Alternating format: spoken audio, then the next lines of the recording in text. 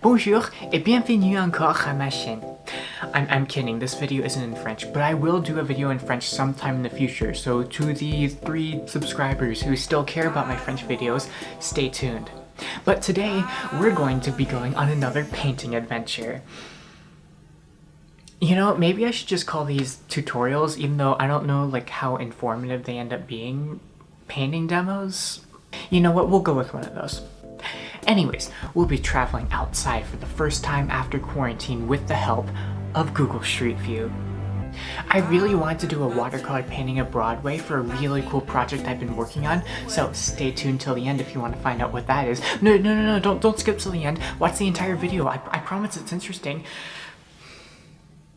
So let's get started. So right now I'm kind of just going down Broadway on Google Street View and I'm trying to find some compositions that I like. Sometimes I like to screenshot a bunch of different views and then compare them later, but I kind of want to approach this like a plein air painting, which means I want to just go around and see if anything inspires me. And once I find something, I have to commit to it because in real plein air painting, you don't have all day. The lighting can change real fast, so you just have to capture whatever moments you can. Okay, so here I'm at 53rd Street, and I really like how this looks, so I think I'll paint this.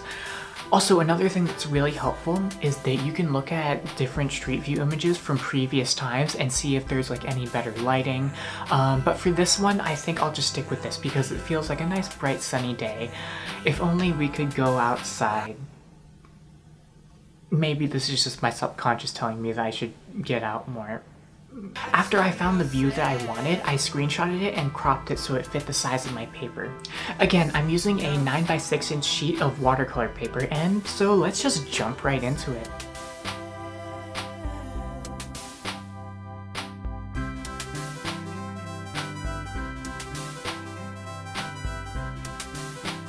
While I'm sketching out the basic forms and shapes, I wanted to talk a bit about composition. What I really like about Broadway, other than the fact that everything is obnoxiously expensive there, is the fact that since it's positioned at an angle relative to the Manhattan grid, you can get buildings to create an interesting skyline in the distance of your painting. Also, since a lot of avenues travel along these long axes, it can often make your composition feel very repetitive because all the buildings are on the same plane. Crap, now I'm starting to talk like an old professor again.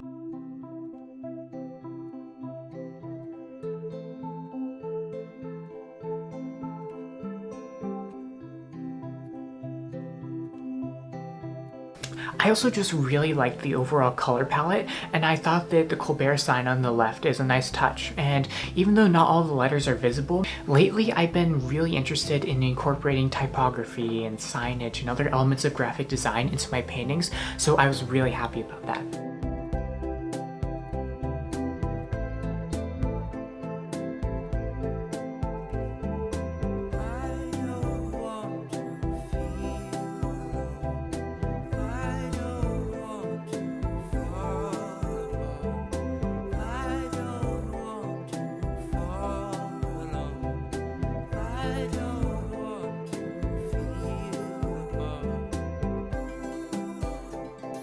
For the actual painting portion, let's just say that I kind of messed up a lot. But you know, sometimes paintings look like a complete mess at first, and then somehow it just works out. Kind of like how my life is a mess, except I don't know if that will work out as well as this painting did.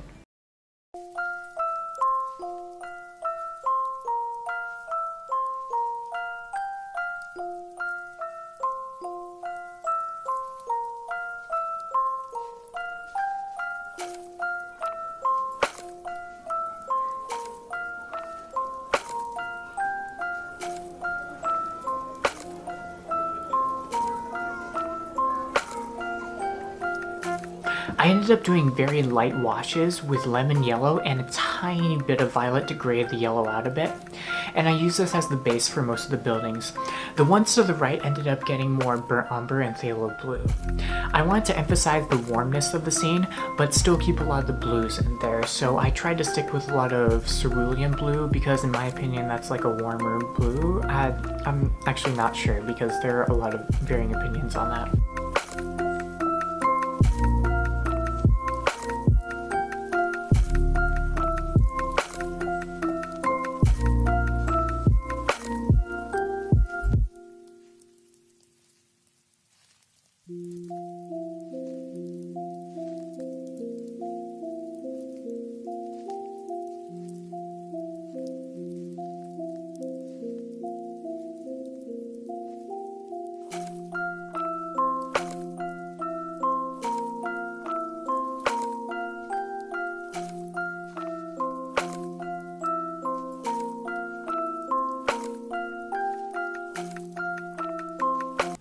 trouble all started when I made the sky too dark and gray with cerulean blue at first. I think my brush was just a bit dirty.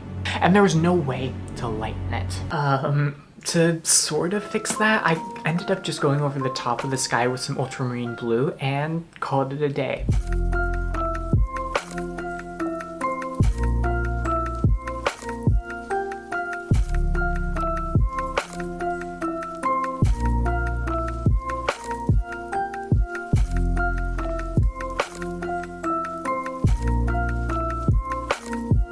Also, at one point, I accidentally smeared some of the windows while I was trying to add the details.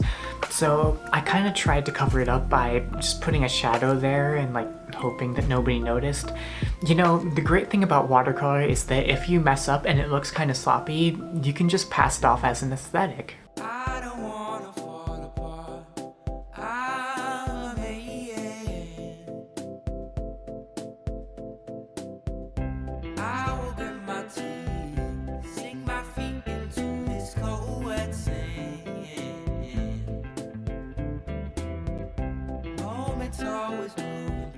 And so here's the final product. That's the back, not the front. This painting somehow like really worked out, and I actually really like what the result is. Sometimes like when you're painting, there's just like magic that happens with the brush on the paper, like canvas or whatever, and you just have like no idea how you made that, but like it just happened somehow. I know this is like not specific at all and probably not helpful, but I don't know, like some days you'll just have like really good painting days and you'll like create really great paintings like this, and then some days things just won't work out. So I think the takeaway that I'm trying to say is that like if your painting ever looks like it's kind of bad or like it's not how you intended it to be, or like the vision that you had in your head, then like don't get discouraged by that. Like I have really bad painting days as well, but you know, other days, and you will have other days where like things just magically work out. Like you get the brush in your hand and you just go at it and like magic just happens and it all works out. So yeah, the point of that is to just keep painting like a million times and hope that something works out. Wow, I am really great at life advice. Also, what I really liked about this is that there are some really nice shadows in the foreground over here. Yeah, and that was actually one of the things that attracted me to this scene.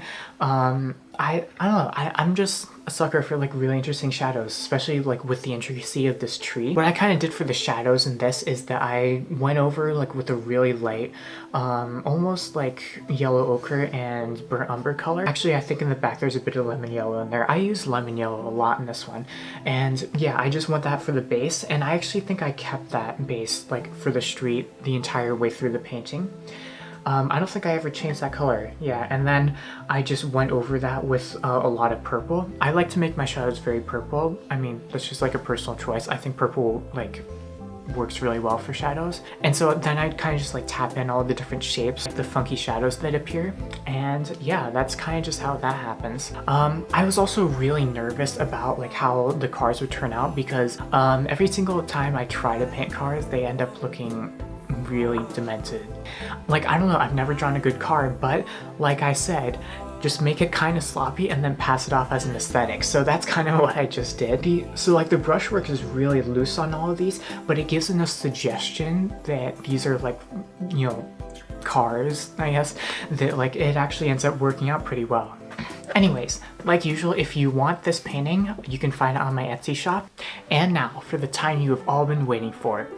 I've been working on a really cool project recently. If I can... I made some postcards. So these are postcards from basically like a bunch of different plein air paintings that I did while I was in New York City. So, some of these turned out really cool. These really cool like plein air scenes. I did do a few of these like not plein air, like I did some of them in the studio. This one I didn't plein air, but like, you know, the Brooklyn Bridge one that I did in the last video, I have that one here, and then I also have the one that I just did, so the Broadway and 53rd one, that's also in the postcard pack. Also, if you want these, they're available on my Etsy. You know, since everybody's kind of still stuck in quarantine, it's really great to, you know, send cards to all your friends. We never really get a time to do, like, to send letters and things like that with all of our busy lives, and this would be a really great way to kind of get on that bandwagon. Is that a bandwagon? I don't know. Like, I feel like more people around me have been talking about like sending letters and like things like that. So anyways, this is a really good option if you want to join that. Anyways, if you like this video, like, comment, share, subscribe, bell, I don't even know. Like, just do whatever. Show your support for the channel. I'd really appreciate it. Et ça c'est tout. Merci pour avoir regardé.